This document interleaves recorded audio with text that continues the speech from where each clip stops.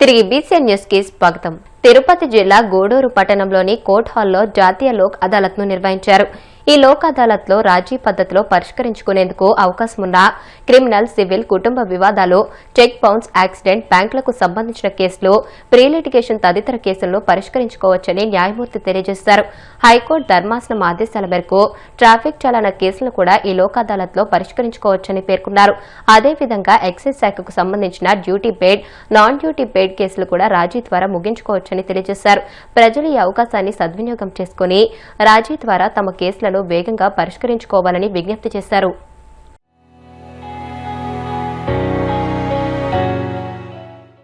శారీరక, మానసిక దృఢత్వానికి, ఆరోగ్యానికి క్రీడలు ఎంతో దోహదపడతాయని, ఉద్యోగులు తమ విధుల నిర్వహణతో పాటు ఆరోగ్యంపై శ్రద్ధ తీసుకోవాలని పశ్చిమ గోదావరి జిల్లా కలెక్టర్ చంద్రవాడ నాగరాణి అన్నారు. గోదావరి క్రీడోత్సవాల్లో భాగంగా శనివారం భీమవరం ఎస్ఆర్కే ఇంజనీరింగ్ కళాశాల క్రీడా ప్రాంగణంలో భీమవరం డివిజన్ ఉద్యోగుల క్రీడా పోటీలను జిల్లా కలెక్టర్ నాగరాణి ప్రారంభించారు. ఈ సందర్భంగా కలెక్టర్ మాట్లాడుతూ గోదావరి క్రీడోత్సవాల్లో భాగంగానే నేటి నుండి జిల్లా వ్యాప్తంగా రెవెన్యూ డివిజన్ల వారీగా పోటీలు ప్రారంభించుకోవడం జరిగిందని అన్నారు. ఒకప్పుడు క్రీడా పోటీలు అంటే రెవెన్యూ, పోలీస్ శాఖలో మాత్రమే జరిగేవని, కానీ నేడు జిల్లా వ్యాప్తంగా అన్ని శాఖల అధికారులు, ఉద్యోగులతో ఈ క్రీడోత్సవాలు నిర్వహిస్తున్నామని అన్నారు. ఈ పోటీల్లో పాల్గొనేందుకు జిల్లా వ్యాప్తంగా 3,500 మంది రిజిస్ట్రేషన్ చేసుకున్నారని అన్నారు. ముందుగా జిల్లా కలెక్టర్ నాగరాణి భీమవరం డివిజన్ క్రీడా పోటీల్లో పాల్గొనే క్రీడాకారులతో పరిచయం అనంతరం క్రికెట్, వాలీబాల్, షటిల్ పోటీలను ప్రారంభించారు. జిల్లా collector, joint collector T Rahul Kumar రెడ్డితో కలిసి క్రికెట్, వాలీబాల్, షటిల్ పోటీల్లో క్రీడాకారులతో కలిసి ఆడి వారిలో ఉత్సాహాన్ని నింపారు. ఇది 3 డివిజన్స్ లో డివిజన్స్ లెవెల్ కాంపిటీషన్ అయినాక డిస్ట్రిక్ట్ లెవెల్ కాంపిటీషన్స్ జరుగుతాయి. This will definitely help the employees అందరికీ కూడా స్ట్రెస్ఫుల్ ఎన్విరాన్మెంట్, చాలా స్ట్రెస్ఫుల్ అవుతూ ఉంటారు. చాలా మంది పర్సనల్ హెల్త్ ఇవన్నీ కూడా మర్చిపోతూ ఉంటారు. ఇవన్నీ కూడా వారికి స్ట్రెస్ ఫ్రీ ఎన్విరాన్మెంట్ లో వాళ్ళకి హెల్త్ ఇంప్రూవ్ చేసుకోవడం జరుగుతుంది. అట్లాగే స్ట్రెస్ తగ్గించి ఒకరికొకరు తెలుసుకుని ఒక మంచి టీమ్ స్పిరిట్ అనేది ఇంప్రూవ్ అవుతుంది. కలెక్టర్ గారి ఆధ్వర్యంలో ఇంటర్ డిపార్ట్మెంటల్ స్పోర్ట్స్ గోదావరి క్రీడా ఉత్సవాల పేరుతో ఘనంగా ఈరోజు మొదలు పెట్టుకోవడం జరిగింది. దీని యొక్క ప్రధాన ఉద్దేశం ఫిట్నెస్. మనం ఏదైతే గవర్నమెంట్ ఎంప్లాయీస్లో ఎక్కువ స్ట్రెస్ కానీ, లైఫ్ స్టైల్స్ కానీ, కొంత వర్క్ ప్రెషర్ వల్ల కొంత ఇబ్బందిగా ఉంటుంది. దాన్ని మనం ఫిట్నెస్ని అలవాటు చేసుకోవడం కోసము ప్రతి ఒక్కరు ఒక స్పోర్ట్ని ఎంచుకునే విధంగా ఈ healthy competitions inter departmental sports ద్వారా ఈరోజు మొదలు పెడుతున్నాము. ఇది డివిజన్ స్థాయిలో జరుగుతుంది. మొట్టమొదటిగా భీమవరం, నర్సాపురం, తాడేపల్లిగూడెం డివిజన్స్లో inter departmental sports cricket, volleyball, shuttle, badminton, carrom, chess, shot put ఇలా 7 స్పోర్ట్స్లో మనం కాంపిటీషన్స్ పెట్టుకోవడం జరుగుతుంది. దీని తర్వాత జిల్లా స్థాయిలో ఎవరైతే బెటర్ ప్లేయర్స్ ఉన్నారో ప్రతి డిపార్ట్మెంట్ నుంచి బెటర్ ప్లేయర్స్ని తీసుకొని వాళ్ళందరినీ కూడా ఇంటర్ డిపార్ట్మెంటల్ స్పోర్ట్స్ మనకి సంక్రాంతి వరకు కాంపిటీషన్స్ అనేవి జరుగుతాయి. సో దీని ఒక ప్రధాన ఉద్దేశం ఇంటర్ డిపార్ట్మెంటల్ కోఆర్డినేషనే కాకుండా, ఫిట్నెస్ కాకుండా హెల్దీ ఎన్విరాన్మెంట్ అనేది క్రియేట్ అవుతుంది. దీనివల్ల జిల్లా అభివృద్ధి కూడా, జిల్లా యంత్రాంగం అంతా కూడా మంచిగా పరిపాలన అందించడానికి అవకాశం ఉంటుంది. నెల్లూరులో 20 సూత్రాల అమలు కమిటీ చైర్మన్ లంకా దినకర్ పర్యటించారు. ఈ సందర్భంగా ఎంపీ బీద మస్తాన్ రావు నివాసానికి ఆయన విచ్చేశారు. లంకా దినకర్ కి ఎమ్మెల్సీ బీద రవిచంద్ర ఆత్మీయ ఆహ్వానం పలికారు. ఈ సందర్భంగా జిల్లా అభివృద్ధికి సంబంధించి పలు అంశాలతో పాటు ప్రభుత్వ పథకాల అమలుపై చర్చ జరిపారు. ఈ కార్యక్రమంలో టీడీపీ, బీజేపీ నాయకులు పాల్గొన్నారు.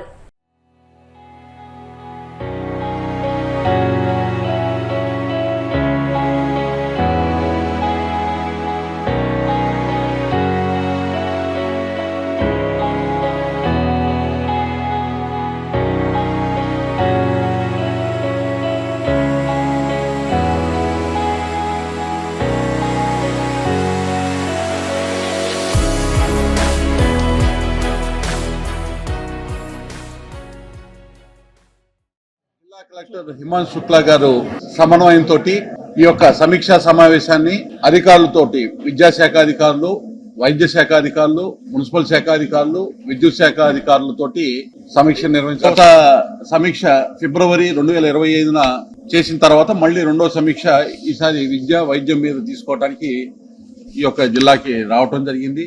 సమాచారం చాలా చక్కగా అధికారులు ఇవ్వగలిగినంత వరకు ఇచ్చారు. ఇంకా అదనపు సమాచారం మాకు ఏదైనా కావాలన్నప్పుడు వాటికి సంబంధించి మాకు దాఖలుపరచమని చెప్పి వారిని, అధికారులని కోరటం జరిగింది. ఇట్లా అనేక కార్యక్రమాలు, ఒకవైపు విద్య, మరొక వైపు వైద్యము, ఈ రెండు అంశాల్లో కూడా అద్భుతమైనటువంటి ఫలితాలను సాధించేటటువంటి దిశగా స్వర్ణాంధ్ర సాధనకి ఏదైతే ముఖ్యమంత్రి చంద్రబాబు నాయుడు గారు కోరుకున్నారో ఈ యొక్క సంకల్పం మేరకు స్వర్ణాంధ్ర దిశగా అడుగులు పడాలంటే విద్య, వైద్యం, మానవ వనరులు, ఆరోగ్యం అనేది కీలకం కాబట్టి ఆ అంశాల మీద దృష్టి సారిస్తూ ఈ సమీక్ష నిర్వహించడం జరిగింది.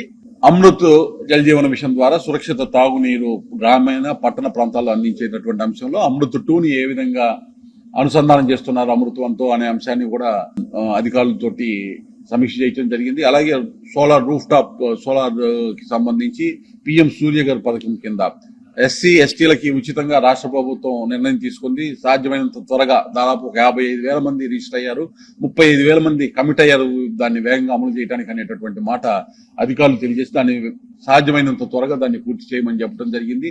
అలాగే నిన్ననే బీసీలకి 20,000 రూపాయల వరకు ఈ యొక్క PM Surya Ghar solar roof top కి సంబంధించి ఇన్స్టలేషన్ చేయించుకుంటే దానికి సబ్సిడీని ముఖ్యమంత్రి చంద్రబాబు నాయుడు గారు కేబినెట్ లో నిర్ణయం తీసుకున్నారు. ప్రత్యేకంగా వారికి ఇక్కడ ఈ సమీక్ష అనంతరం ఇప్పుడు ధన్యవాదాలు, కృతజ్ఞతలు మేము తెలియజేస్తూ సాధ్యమైనంత వేగంగా బీసీలని కూడా ఈ యొక్క పథకంలో అనుసంధానం చేయడం ద్వారా స్వర్ణాంధ్రలో ఈ యొక్క జిల్లా ముఖ్యంగా వికసిత నెల్లూరు జిల్లా భాగస్వామ్యం అవ్వాలి, వికసిత భారత్ లో భాగస్వామ్యం కావాలి.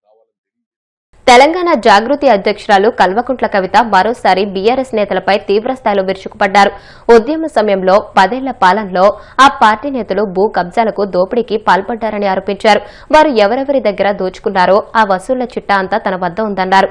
ఏ స్టూడియోల ముందు ధర్నాలు చేసి వసూళ్లకు పాల్పడి కాంప్రమైజ్ అయ్యారో తనకు తెలుసని, ఈ విషయాలన్నీ బయటపెడితే తెలంగాణ వాళ్ల సిగ్గుపోతుందనే ఉద్దేశంతో ఇంతకాలం ఊరుకున్నానని అన్నారు.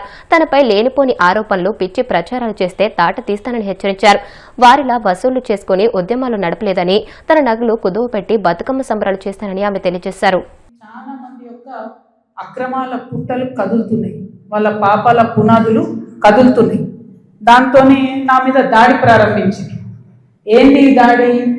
నేను కాంగ్రెస్ పార్టీతోని అంటకాగి ఉన్నాను, కాంగ్రెస్ పార్టీతోని అండర్స్టాండింగ్తో నేను పనిచేస్తున్నాను, ఎందుకంటే నాకేదో ఫైనాన్షియల్ బెనిఫిట్ కోసం నేను పనిచేస్తున్నా అని చెప్తున్నారు. దీనికి ఎక్కడ మొదలుపెట్టిండ్రు? నేను ఎప్పుడైతే జాగృతి జనం బాట అని చెప్పి బయటికి రావాలనుకున్నానో ముందు సోషల్ మీడియాలో ఒక ప్రచారం మొదలుపెట్టిండ్రు. నా భర్త గౌరవనీయులు అనిల్ కుమార్ గారి ఫోటోను చూపిస్తూ దాంట్లో ఏవి రెడ్డి గారు అనేటటువంటి వ్యాపారవేత్త నా భర్త కలిసి ఏదో ల్యాండ్ లావాదేవీలు చేశారు, ఆ ల్యాండ్ లావాదేవీ వల్ల నాకేదో పెద్ద ఎత్తున ఫైనాన్షియల్ బెనిఫిట్ అయింది, అట్లా నాకు కాంగ్రెస్ పార్టీకి అవినాభావ సంబంధం ఉంది అనేటటువంటి అంశాన్ని ప్రజల మధ్య ప్రమోట్ చేసే ప్రయత్నం చేస్తున్నారు. ఈ వెకిలి ప్రయత్నాలు చేస్తున్నటువంటి గుంటనక్కలందరూ కూడా నేను చెప్తా ఉన్నా, నేను ఇంకా మీ చిట్టా విప్పడం ప్రారంభించలేదు, ఓన్లీ టాస్ వేసిన అంతే. ఆ టాస్కే ఇంత భయపడితే ఎట్లా మీరు? ముంగటి ఇంకా టెస్ట్ మ్యాచ్ ఉంది, మామూలుగా అనుకుంటారే ఇది కథ. జస్ట్ టాసే, ఇప్పటికే గెలిచినాం ఆల్రెడీ మేము జాగ్రత్తలు. ఎందుకు భయపడుతున్నారు మీరు ఇంతగా? ఏమన్నాడు నా భర్త? మీరు అధికారంలో ఉన్న 10 ఏళ్ళలో వెళ్ళాడని వచ్చి మిమ్మల్ని ఒక పని అడిగినామా మేము? ఎక్కడన్నా ఎప్పుడన్నా ఒక ఫేవర్ అడిగినామా మిమ్మల్ని? ఒక్క విషయంలో అన్నా అవుట్ ఆఫ్ ద వే పోయి ఏ ఒక్క మంత్రితోని కానీ, కేసీఆర్ గారితో కానీ, కేటీఆర్ గారితో కానీ, హరీష్ రావు గారితో కానీ, నా భర్త కానీ, నేను కానీ ఏమన్నా ఫేవర్ తీసుకుని ఉంటే చెప్పండి, దమ్ముంటే చెప్పండి. ఊరుకుంటుంటే తమాషాలు చేస్తున్నారు. మీరు వెకిలి ప్రయత్నాలు మానుకోండి. నేను మీ మీద చేసినటువంటి ఆరోపణలకు మీకు దమ్ముంటే, సిగ్గుంటే, ప్రజాస్వామ్యంలో ప్రజల మధ్యలో ఉండాలనుకుంటే జవాబు చెప్పండి. అంతేగాని నా మీద మొరిగేటటువంటి వాళ్ళందరినీ వదిలిపెట్టి ఏది పడుతుంది మాట్లాడితే నేను చూస్తూ ఊరుకుంటాను అనుకోవద్దు. నేనేం తప్పు చేయలేదు. బీఆర్ఎస్ ఉన్నటువంటి అధికారంలో ఉన్నటువంటి 10 సంవత్సరాలలో ప్రభుత్వం నుండి నేను ₹1 కూడా లాభం పొందలేదు. మీరు చేసినటువంటి అక్రమాలన్నీ నా మీద ఆపాదిద్దామని చూసుకుంటే నేను ఊరుకునే వ్యక్తిని కాదు. నీతి నిజాయితీ నా వైపు ఉంది కాబట్టి నేను ఇలా ధైర్యంగా కుండబద్దలు కొట్టినట్టు ఎక్కడికి పోయినా మాట్లాడుతున్నా. నాకు ఎవరితో అండర్స్టాండింగ్ లేదు, ఎవరితో వ్యాపారం లేదు. నా భర్త ఎప్పుడైతే టీఆర్ఎస్ అధికారంలోకి వచ్చిందో నేను నా భర్త ఒకటే విషయం అనుకున్నాం. అమెరికా నుండి 2004లో మేము వస్తే నేను ఉద్యమంలో ఉన్నా, ఆయన వ్యాపారంలో ఉన్నాడు. ఇల్లు గడవాలి కదా, మీ లెక్క మంది మీద వాడు దోసుకోలే. నేను ఎప్పుడు మీ లెక్క నేను ఎవరిని వాడి వసూలు చేసుకొని ఉద్యమాలు నడపలేదు. సమయం సందర్భం వచ్చినప్పుడు నా నగలు కుదబెట్టి బతుకమ్మ చేసిన నేను. అందుకే ఇంత పౌరుషం నాకు. ఉద్యమంలో మీరు ఎవరెవరి దగ్గర దోసుకున్నారు, ఏ స్టూడియోల దగ్గర పోయి ధర్నాలు చేసి వాళ్ళతో కాంప్రమైజ్ అయిండు, అన్నీ తెలుసు సంగతులు. చెప్పలేదు, ఎందుకంటే సిగ్గుపోతుంది తెలంగాణ వాళ్ళదని. నవ్వేటోళ్ళ ముందట జారిపడొద్దు అన్నారు కాబట్టి చెప్పలేదు. మీరు ఊరికే తమాషాలు చేసి నాతో పెట్టుకుంటే మాత్రం మామూలు చిట్టాలేదు నా దగ్గర. హరీష్ రావు గారు, బీఆర్ఎస్ పార్టీ ఏదైతే నా మీద దుష్ప్రచారం చేయాలనుకుంటున్నారో అది ఏలేటి మహేశ్వర్ రెడ్డి గారి నోటి నుండి వస్తుంది, బీఆర్ఎస్ పేడ్ సోషల్ మీడియా నోటి నుండి వస్తుంది, ఆ తర్వాత కృష్ణారావు గారు లాంటి ఎమ్మెల్యేల నోటి నుండి వస్తుంది. అంటే వీళ్ళందరూ ఒక స్ట్రాటజికల్గా ఏంటంటే ఆడపిల్ల బయట తిరుగుతుంది, ఈమెకు అన్ని విషయాలు అర్థమవుతున్నాయి, ప్రజలు వచ్చి చెప్పుకుంటున్నారు, బాధితులు వచ్చి చెప్పుకుంటున్నారు, ఈమె ఇంకా చెప్తే భయం అవుతుంది, మాకు ఇబ్బంది అవుతుంది అని చెప్తున్నారు. నేను మీలాగా పారిపోయే తిరిగి పొందని కాదు. వార్తలు ముగించే ముందు ముఖ్యాంశాలు మరొకసారి. వెలిగొండ 2వ టన్నెల్ను పరిశీలించిన మంత్రి నిమ్మల రామానాయుడు. పనుల్లో నిర్లక్ష్యం వహిస్తే సహించేది లేదని కాంట్రాక్ట్ ఏజెన్సీకి హెచ్చరిక. ఉపాధి పరిశ్రమల పేరుతో ఊరు పేరు లేని సంస్థకు కూటమి ప్రభుత్వం కారుచౌకగా భూములు అప్పగిస్తుంది. మండిపడ్డ మాజీ మంత్రి గుడివాడ అమర్నాథ్.